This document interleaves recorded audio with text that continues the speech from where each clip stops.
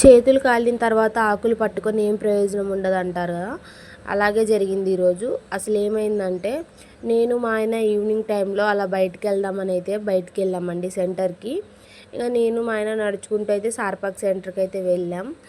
ఇంకా వెళ్తూ వెళ్తూ ఇంకా మా ఆయన కొబ్బరి బొండం తాగుతాను అని అంటే, కొబ్బరి నీళ్ళు కావాలి అని అంటే ఒక కొబ్బరి బొండం అయితే కొట్టించామన్నమాట. ఇంకా అంకుల్ చూడండి చేతికి ఎంత ఫాస్ట్గా కొడుతున్నారు. అని కొట్టేటప్పుడే మన చేయికి ఏమైనా కట్ అయింది అనుకుంటా. ఇంకా అంకుల్ అయితే కొబ్బరి బొండం అయితే మాకు ఇచ్చేశారు. ఇంకా మేమైతే మా ఆయన కొబ్బరి బొండం తాగేసిన తర్వాత నేను కూడా కొంచెం తాగాను ఆ నీళ్ళే.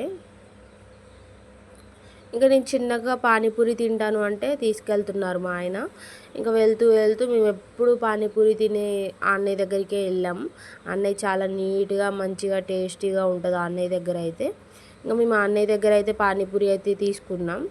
ఇంకా అన్నయ్య అందరికీ పార్సల్ చేయాల్సినవి చేసేసాక మాకైతే పానీపూరి అయితే వేస్తారు. ఇంకా మేమైతే పానీపూరి అన్నయ్య దగ్గర ఎప్పుడు తీసుకుంటాం కాబట్టి మాకు కొంచెం అన్నయ్య దగ్గర నచ్చిద్ది. ఇంకా నేనైతే ఒక ప్లేట్ పానీపూరి తిన్న తర్వాతకి ఇంకొక ప్లేట్ కట్లెట్ అయితే తీసుకున్నాను. చాలా టేస్టీగా ఉంటుందండి ఈ అన్నయ్య దగ్గర. ఎప్పుడైనా సార్పాక్లో వాళ్ళు ట్రై చేయకపోతే ఒకసారి ట్రై చేయండి. ట్రై చేసిన వాళ్ళు ఎవరైనా ఉంటే కామెంట్ బాక్స్లో మెసేజ్ చేయండి నాకు.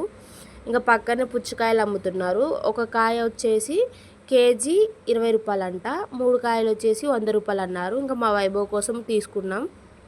ఇంకా పక్కనే ఉన్న చందు షాప్కి అయితే చెప్పులు తీసుకుందామని అయితే వెళ్ళాం మేము. డైలీ యూజ్కి చెప్పులు లేవని. ఇంకా వెళ్ళిన తర్వాతకి అక్కడ మేము తీసుకున్న చెప్పులు 300 అని చెప్పారు. కానీ అవి పక్కన షాప్లో చూస్తే మాత్రం అవి 150కి 200కే వస్తున్నాయి.